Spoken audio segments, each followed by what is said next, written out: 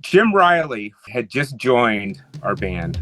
Jim knew the Clash. Stiff Little Fingers played with the Clash quite a bit, and they all loved him. So when they came down south, Jim, hooked up with them, and we, the next day we were on tour with them. It was crazy. It was kind of like being on the road with the Beatles, I would imagine. The boss was a fan of ours.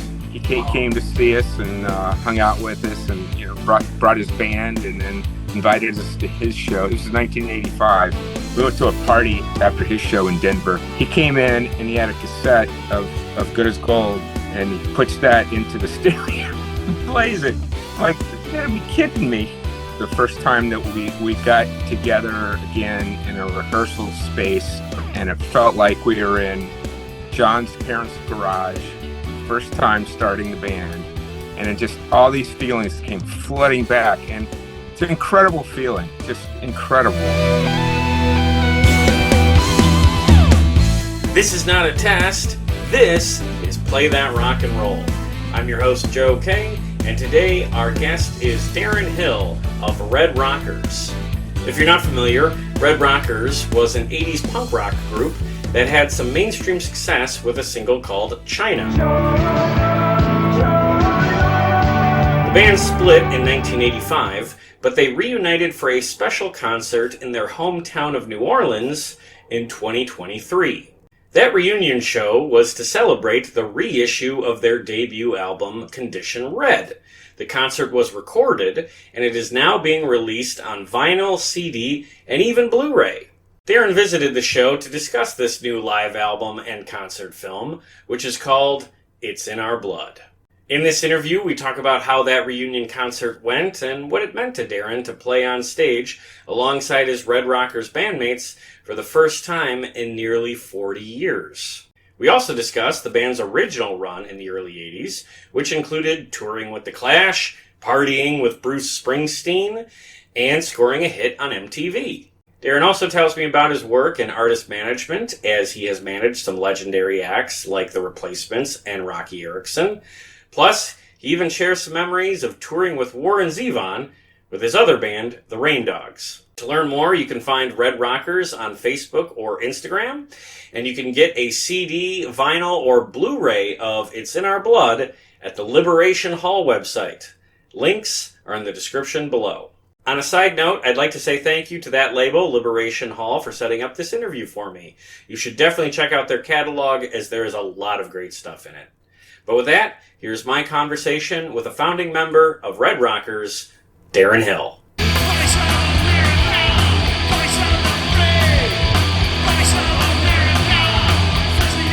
Since I'm talking to a Red Rocker, I went out and got a Red Bobber beer for my beverage tonight. Oh, I like it. I wish I had one. What kind of beer is it? Is it a ale, a pilsner, It's a lager? It's a raspberry ale. Ooh. So, see, I don't like fruit in my beer. I'm sorry. You would think with red there'd be a lot more options. Yeah. Believe it or not, no. It was either that or Red Stripe, and I've had Red Stripe a bunch, so I thought I'd try something new. I'm going to start this off a little differently than I normally do, and I'm going to reveal some of my own ignorance. And okay. I'm going to admit that up until recently, I wasn't familiar with Red Rockers. But when Well, you know Sammy Hagar, right? I sure do. I was going to ask if he's an honorary member. He tried to sue us, Did he really? Yeah. That's insane. Oh. But I think it was in jest, because he was really good friends with Howie Klein, who ran our label. And he and Howie were very, very close friends. And I think he was just having fun with Howie. Okay. He didn't really sue us, but he sent him a letter. Oh, my gosh. That's too funny. I was actually going to ask about that because, I wonder if you guys are the reason that he puts the Red Rocker on Facebook, because it's not just his name on Facebook. It's Sammy Hagar in parentheses, the Red Rocker. Yeah. What a poser. It could very well be. And, I'm just happy now that he's not receiving our royalty checks anymore. Yes. Well, since I have been educated about your band, I have listened to all of your albums, including the one you just mentioned, and I gotta say, I was absolutely knocked out. Like I listened to As Good as Gold first, and China. I think I had heard that before, but Hmm. like when I was listening, I said out loud, "Whoa!" Like it caught me off guard with how good it is, Oh, and wow. listening to this in the car for the last couple of weeks has been a treat. I gotta say, so I'm not your youngest fan, obviously, but I might be your Yeah. newest fan as of right now. Well, that is so fantastic to hear. Thank you. Absolutely. Glad you gave it a So, chance. yeah, well, I mean, you guys are on Liberation Hall. They do cool stuff, and Yep. I love live albums. So I want to pick your brain about live albums as we go on. Sure. But let's start with this. So Okay. this is called "It's in Our Blood." It is the live recording of your reunion show in Yes. 2023. How long had it been since you guys had last played? With the original lineup, 40 years. Wow.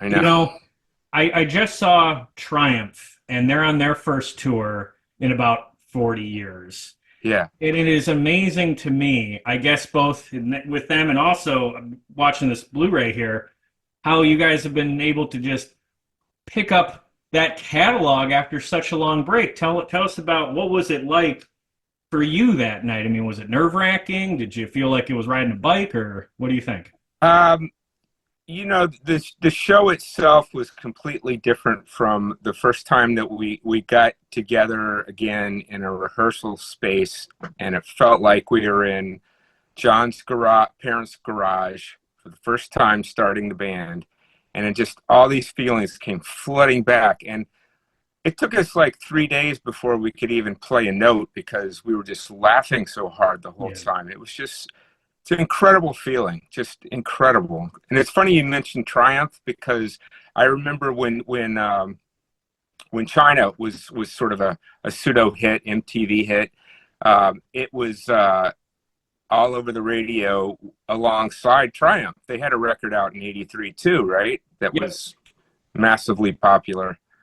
So it was interesting. Yeah, I would think so. But so was it the first time that you guys had like even been just together as a group hanging out in all that time, or had you kept in touch in the years after the band Oh, split? we've kept in touch. Okay. We're like brothers. We grew up together within like a 5 block radius of each other as kids, and started the band in John's garage, as I mentioned. And Mhm. there's something about that bond, that friendship of your first band. It's almost like I imagine soldiers that go to war together. The platoon. The members Mhm. in the platoon. Just have this bond that's unbreakable. And we talked about getting back together again for 40 years. And finally, when this record came about, the reissue of Condition Red, our first record, which has an interesting story of how that came to be, it gave us a reason to finally do it. And just it's now or never, not getting any younger. Absolutely. It's yeah, no time like the present. Yeah. So what do you remember about the audience that came out to see you? Because if you guys hadn't, played together in 40 years, there were, tons of people in that crowd who hadn't seen you in 40 years or hadn't seen you at all, where was it mostly old fans from back in the day, or was it new people who discovered you in your time off? What do you remember about, the people who were there?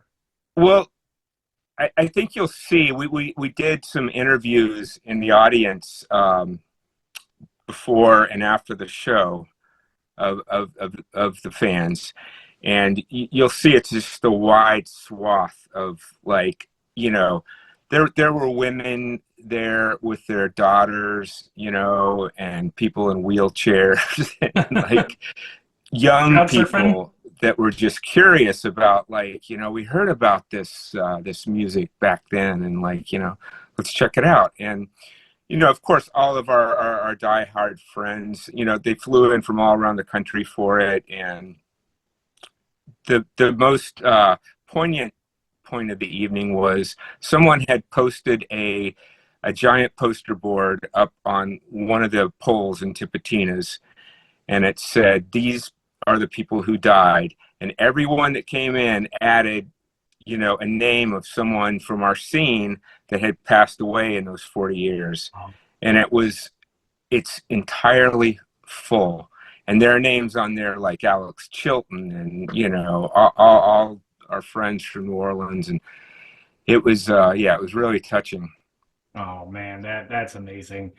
And so, something I was going to ask later, but I guess it's pertinent. I mean, this sounds like one of the most special gigs, an artist could ever play. When you think back of all the gigs you played, was this like the peak of you on stage with the Red Rockers? I have to say so, and there were some special moments. I mean, we toured with the Clash and U2 and on and on and on, and but this was special. This was special. It was a homecoming. It was, we billed it as the New Orleans punk rock family reunion, and that's exactly what it was. Oh, that's great. Yeah. Well, I gotta say the energy comes through on the CD. I've been listening to these songs for a couple of weeks now, and the energy is so great. And what's impressive to me is that these songs, so many of them are very political in nature, and I think punk rock in particular needs to have that message. It needs to have that point of view to really pack a punch. So, when you think about the songwriting that you guys were doing when you first got started out, what were the issues that stirred up the emotions that drove you to write these songs? What were the injustices, or what were the... Yeah, reading about the injustices. I mean, there was a song that we wrote called White Law that was about an arrest of a black man down in New Orleans. This was all going on right in our neighborhood, and they just ran him through the ringer, and it was an all white jury, and they sentenced him to death, and it was it was just appalling seeing stuff like that go on. And this is all, pre-internet, so that, you have to like really pay attention and read and watch the news and, talk to people and understand what's going on around you, or else these injustices just keep happening. So we were trying to shine a light on that. And then song Dead Heroes, I wrote in the backseat of John's car as we were driving to the post office to sign up for selective service. Wow.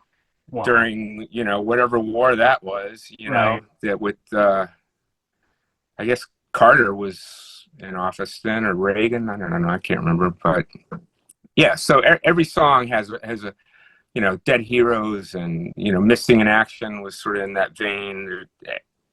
Every single one of them, I think, is so poignant today. And then, even moving to our second record, Good as Gold, which we did a reunion show featuring that last year. Good as Gold was written about, what Trump is now, and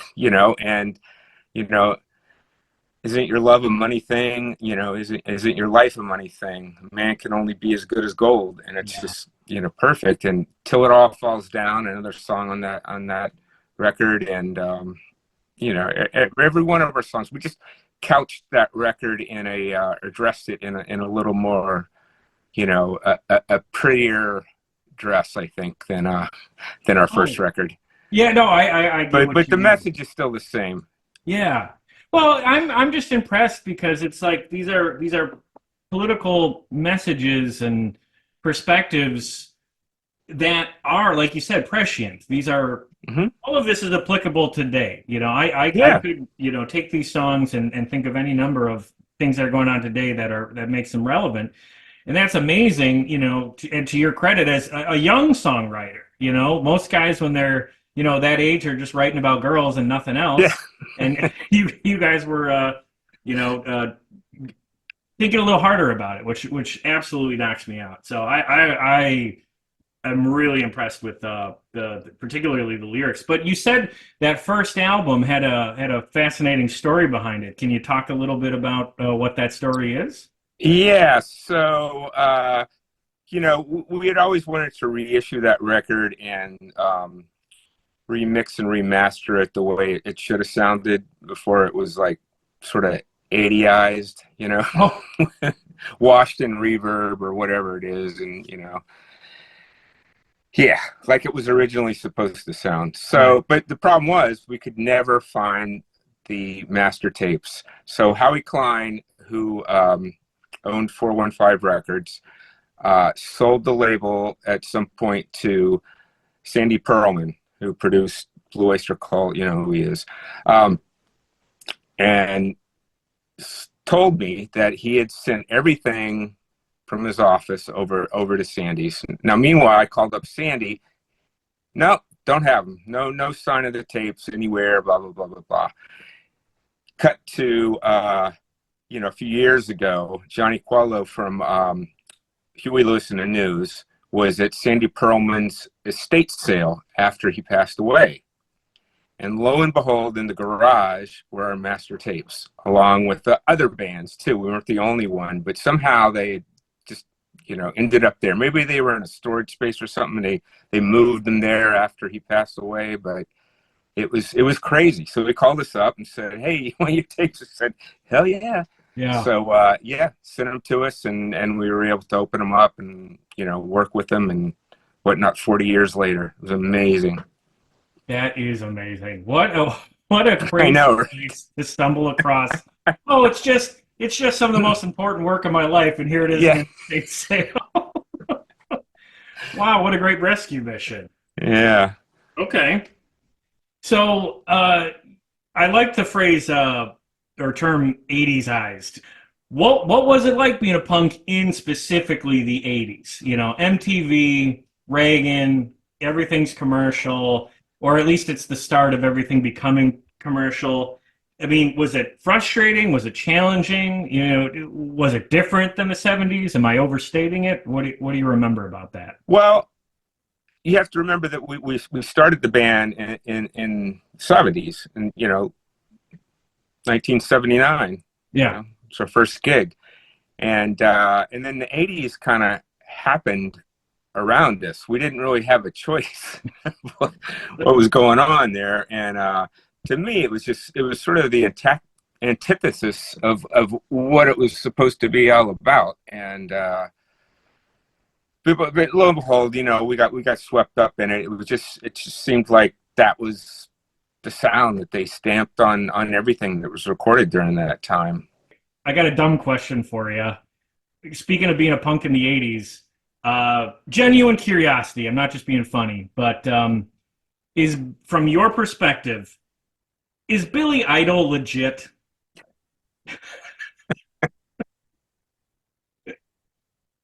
Might have to plead the fifth on that one. We were huge fans of Generation X, There you go. Yeah. and they could do no wrong. I have every bootleg recording of their early shows and everything. And we actually met Billy one time when we were recording Good as Gold, and he came into the studio while we were there. And nice enough guy or whatever. He's just doing what he's doing, but to me, it was sort of an act. I'll say, in a way. Not to say that he wasn't living it, but it was a bit of a put on. I felt. Sort of like maybe like a pro wrestling character, Yes, that's a good analogy there. Yeah, Well, but that's it worked.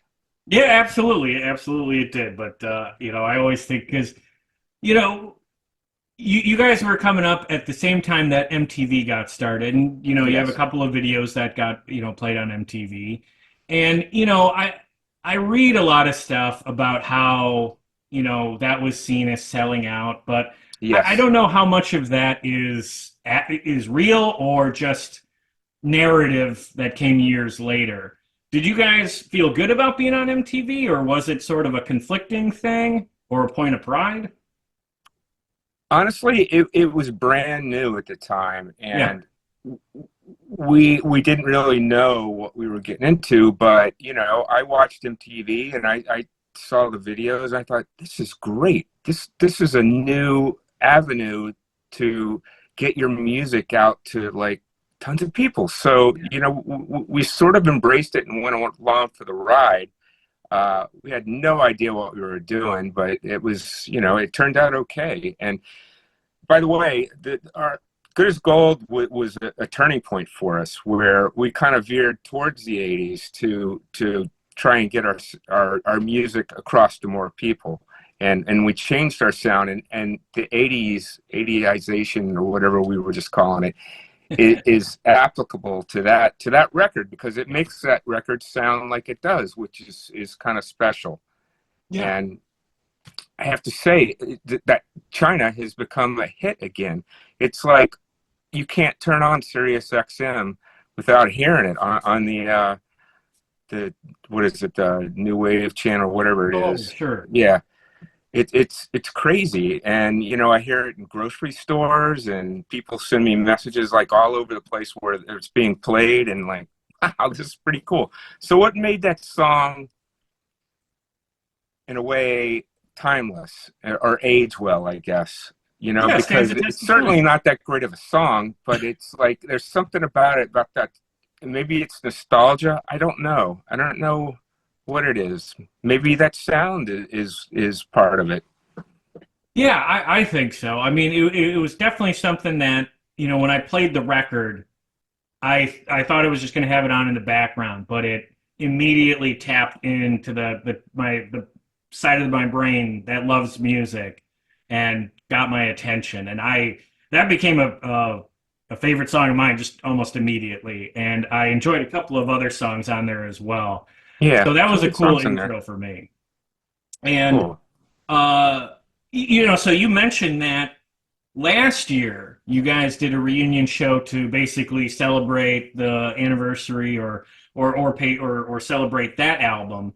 Yes. Tell us about that show. I mean, did you take that same approach where you were playing it like stripped down versions, or what were you trying to recreate the record? No. If anything, we well, we did try to make it sound as in a way that was not only true to the record, but also um, take it a step further now that we're a little bit older and matured. And we worked really hard at it. And I think the songs just kind of had a new life when we hit the stage.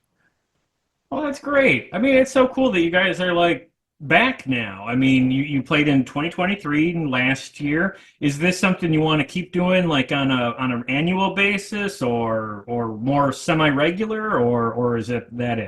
Yes, yes. As I told you before, we dubbed the first one as the first annual New Orleans punk rock family reunion. So the Yes. last one was last year. We're going to do another one, I think, in November this year, and hopefully keep it going. But the idea is to maybe pass it down to to the bands that came after us, for them to pick up the mantle and be celebrated, and keep it alive.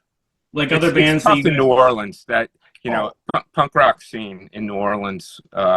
In fact, JJ Jackson said that on MTV when he was introducing our first interview there, and he said, "Oh, punk rock band from New Orleans. Who would have ever thought of that?"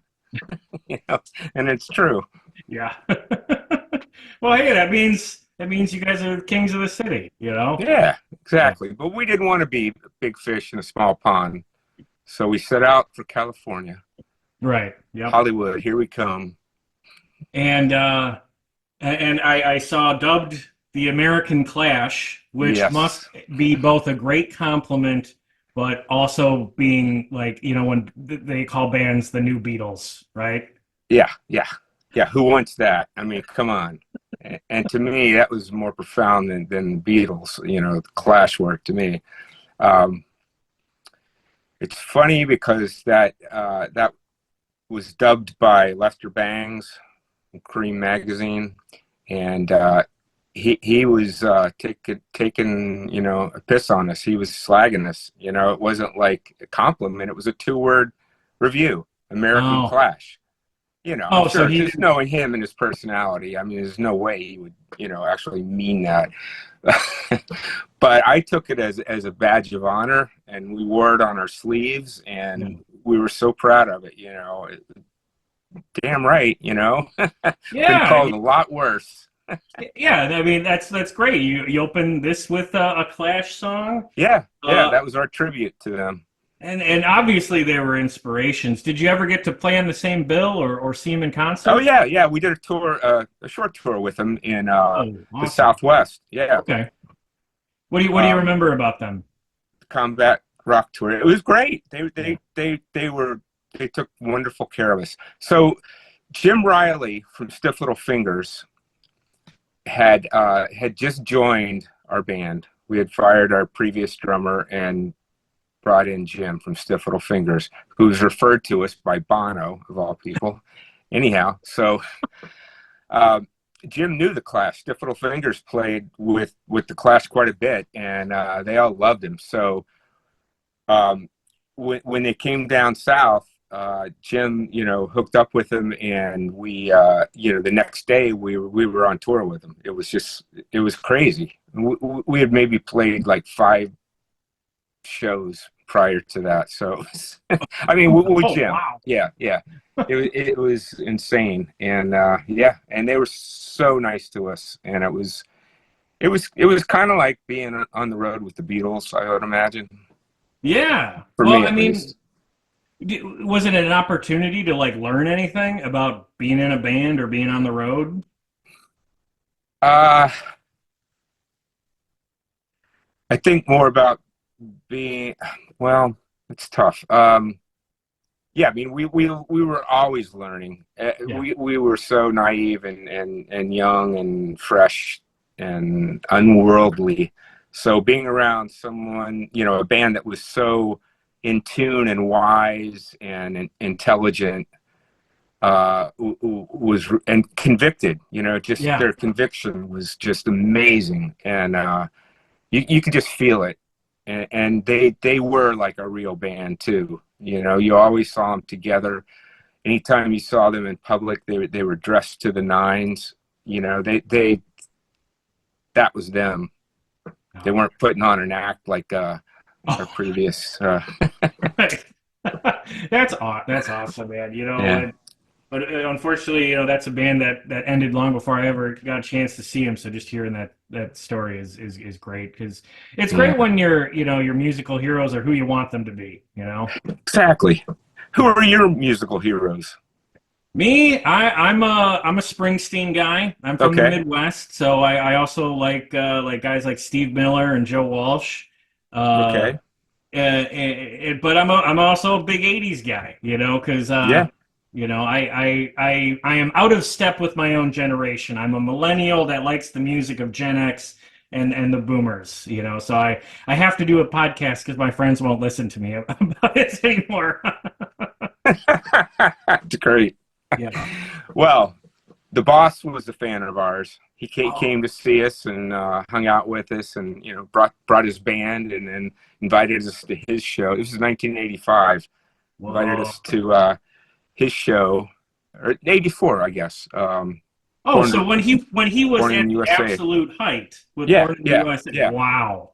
yeah, Dude, that's great. He yeah. he is known to have his ear to the ground about, the coolest Oh band. yeah. You know. Plus, we were on the same label, and I think our we shared a publicist, and she sent him our record, and he really loved it.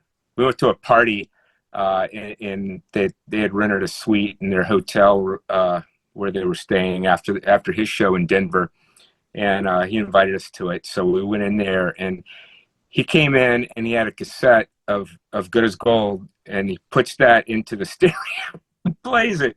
I'm like, you got to be kidding me! Wow. That, that's a Doesn't get good any better feeling. than that. No. So that's about the coolest story I think I've heard by doing this podcast. I mean, that's If you amazing. go to our Facebook page or I don't know, something like that, there's a picture of Bruce with us that you can maybe slide in there. Yeah, right on. Well, let me ask you about that third album. Okay. So I understand you have mixed feelings about it. Now that you're doing these reunion shows, are you thinking that you might do one based around that third album? I don't think so because that was we had a different guitar player Okay. than on that record, and I would like to play some of those songs off of there, but as far as putting the whole focus of the show on that record, no, I don't think Yeah, so. yeah. So what happened with it? Was there just a change in style, or because I'll tell you, I listened to it and I thought it was really good. I enjoyed it. I'm But, proud of it too. I'm oh, proud good. of it, except for the cover. The cover. Okay. Well, not to embarrass you, but we got to take a Yeah. look at this because I did. Oh, good God. But so you were saying Yeah. on the They're back duped. side, this was what you Yeah. were supposed to be. Yeah, and the reverse side was supposed to be that picture was a small circus poster laying on the sand underneath us. Oh, And when we saw the finished product, we wanted to kill ourselves. We fired our manager. yeah. We went off on the record label, and it hurt us in the end because they didn't probably put the effort they should have into that record, even Yeah, though it was a good record. not the most punk look, No, unfortunately, on yeah, the cover, but no, still some good songs on it at least. yeah. Again, proud of that. Was there anything in the production of the album that changed the sound in a way that you weren't crazy about, or are you happy with the music that's on it? I'm happy for the most part, because Good as Gold was such a hit. They put us with Rick Chertoff, who had just produced Cyndi Lauper's big hit, Oh, right on. and I'm not ashamed of it. I think it sounds good. Yeah. I think it's actually a little drier than the previous record, but it's powerful and it's yeah. I Yeah, don't think there's anything wrong with the sound of it. absolutely. Yeah, I was going to say I thought it was consistently good with the other stuff and just a different visual, I suppose. Yeah. One of the things I got to ask you about before you go is your work outside of the Red Rockers. Okay. I know you work in artist management, Mm-hmm. and one of the people you've worked with is someone who I find to be insanely fascinating, is Roky Erickson. Yes. My a dear friend of mine, that's his favorite artist. So I've learned a lot about Rocky, and I talked to Stu Cook from Creedence about producing. Oh, wow. I Yeah, love Stu. that was. Stu is one of my heroes, man. Oh yeah, bass player, right? Yeah. Yeah. Plus, the record he produced for Rocky, it was on 415 Records, and that's why I wanted to sign with 415. No kidding. Yeah. So how did the connection between you and Rocky start? How did that happen, and what was it like working with him? I had been working with some other interesting artists, one being David Johansen, and then that morphed into the New York Dolls reunion. Yeah. I was working with Paul Westerberg, and still do to this day, and the Replacements, trying to revive that legacy and whatnot. And so some friends of mine in Austin, Texas, asked me to come down. They introduced me to Rocky's brother, and they wanted me to manage Rocky. So I was scared to death. I was like, I don't know what your first impression of Rocky was before maybe a friend sort of held your hand and led you to it, but for me, it was like seeing this guy that looked like I had seen him way back in the day, you know, and a guy that looked like Charles Manson, and you know, had songs about bloody hammers and, you know, stuff like that. And it was like, man, what do I really want to get myself into this? And then knowing his you know, his history with mental illness, and you know, he was living in Section 8 housing at the time, and it was there were a lot of problems there. But I was really touched by the meeting with Roky, and when he asked me if I wanted to work with him, I said yes. This was over ice cream, so by the way. Oh, that's and then I just dove headfirst into it, and it was frustrating at times, but oh so rewarding and satisfying in the end. And I think it was maybe some of the happiest days of his life during my tenure with him. okay. Yeah, how long were you working with him? From, oh my gosh, probably about 18 years prior to his passing, maybe, Okay. or yeah, 15 at least. Yeah. Right on. Yeah, my first impression of Roky actually came from, you know, talking to the 80s, the Return of the Living Dead soundtrack. Oh yeah. Burn the Flames. You know, and that's a Yeah. killer Halloween song. And yeah, I've listened to the Evil One. It's so good. So, you know, obviously his struggles with mental health issues are pretty well known. You know, Mhm. you were around him near the end of his life. You know, what was the Roky Erickson you knew like? I mean, how was he? Was he at peace? Was he, you know, in good spirits? Like, what do you remember about him on a one-on-one basis? Again, it was the happiest he had been probably in the majority of his life. He was back reunited with his wife and his son, and you know, they were a family again. He just seemed so happy and content and peaceful, and you know, didn't complain about getting out on the road and you know, having to talk to fans and deal with all that. He was, yeah, genuinely, I think, in very good spirits. And that was important, I think, to present that to the world, because everyone has this preconception of you know, here's this guy who's schizophrenic, or you know, suffering from mental illness, and you know, it's like they look at him like he was a car wreck or something, you know. And it's not just Roky, you know, they did that with Daniel Johnston and you know, Sid Barrett. Yep. It's so you know, that was sort of my mission, to try and reverse that public image of Roky. And I don't know if it succeeded or not. It's hard when people write things that that are unfair, you know, and battling that, because that just perpetuates the myth, I think. Yeah, oh, no, I totally hear you. Yeah. What was, you know, just maybe more broadly speaking about artist management, you know, what does that work largely entail, you know, in recent years? Is it mostly booking shows? Are you involved with like re-releases or new music? What is the bulk of the work for, I guess in these cases, like I guess you'd call them like legacy artists, you know, Yeah. who've been around for a while. Yeah. Well, if the artist is alive and still wants to continue their career, I mean, it's a matter of guiding that. You know, I hire the right booking agent, the right publisher, the right merchandise, you know, record label, all across the board.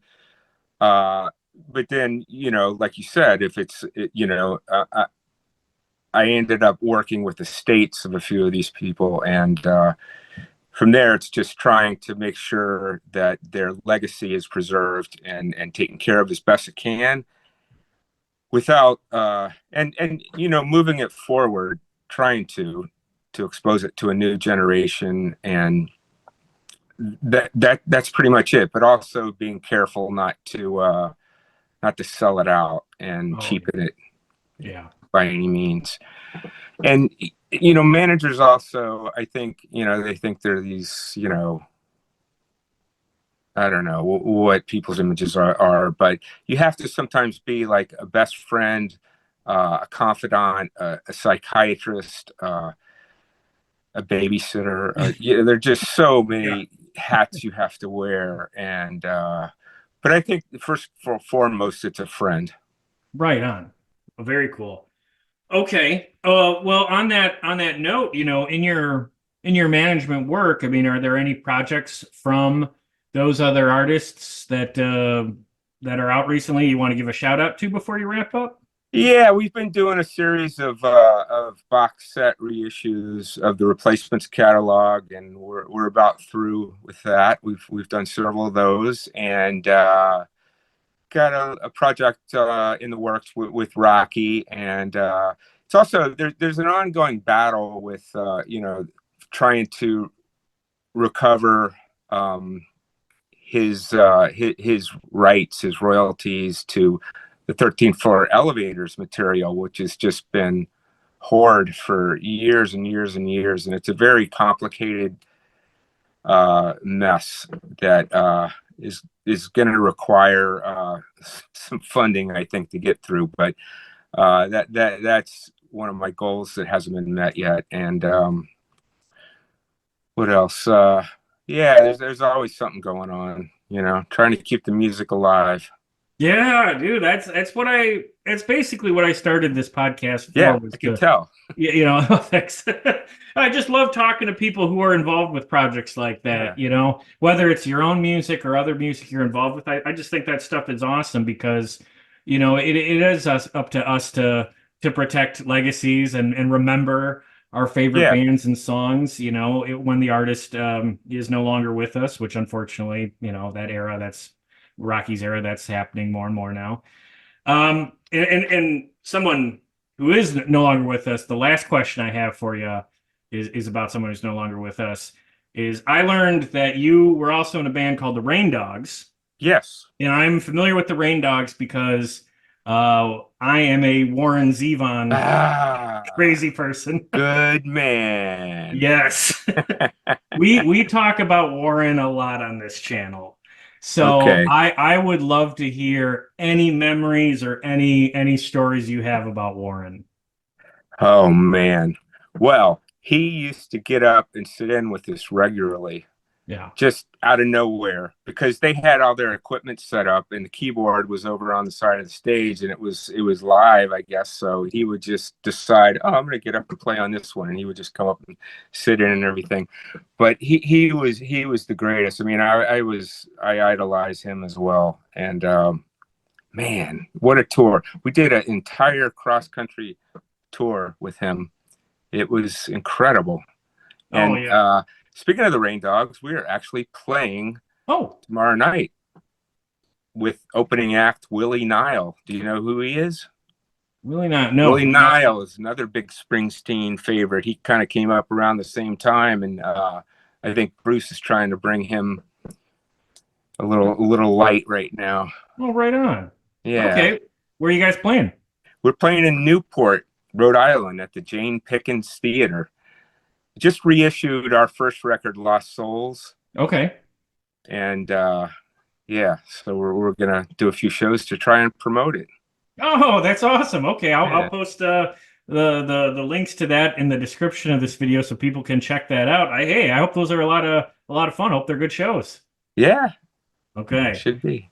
Well, Darren, I gotta say, this has been a treat talking to you. It's so much fun for me when I get to talk to someone who, like, I've just discovered their music and I'm excited about it. And going through your catalog these last couple of weeks has been, as a music fan, a treat. So Wow. congrats on the new album, and thanks so much for spending some time with me tonight and for your patience with my Of course. technical difficulties. Oh, thank you, Joe. I really appreciate it. This has been wonderful as well. I can tell you're genuine, and that's good. Right We need on. more guys like you. Thank you, my man. Hey, thanks for listening. There's no shortage of great content out there, so you choosing to spend some time listening to this show means quite a lot. If you're so inclined, please give this podcast a 5-star rating and a positive review wherever you get your podcasts. And share our links wherever you can. Or mention this show to anyone you know looking for a podcast recommendation. All of this helps us out a great deal, and I appreciate it. You can connect with us on social media too. We are at Play That Podcast on Facebook, Threads, Blue Sky, and even TikTok. Or we are at Play That Rock and Roll on YouTube and Instagram. Please post a comment and say hello. Finally, Play That Rock and Roll is a proud member of the Pantheon podcast community. So if you're looking for more music podcasts beyond this one, trust me, start with Pantheon. You won't be disappointed. Otherwise, I appreciate any and all efforts you take to support us here at Play That Rock and Roll. Be sure to join us next time for more great music and stories from the world of classic rock.